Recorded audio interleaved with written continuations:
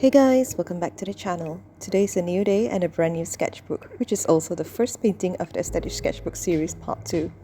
I decided to paint a simple blurry Eiffel Tower with a bit of bokeh to kickstart this series. Hope you like this painting, hence without further ado, let's begin.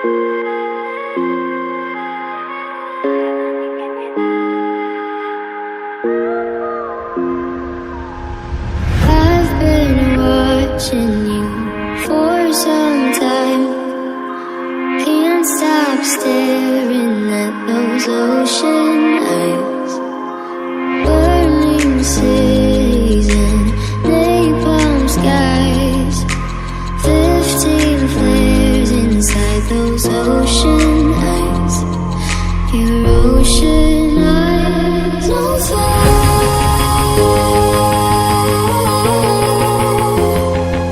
you really know how to make me cry when you give me those ocean eyes.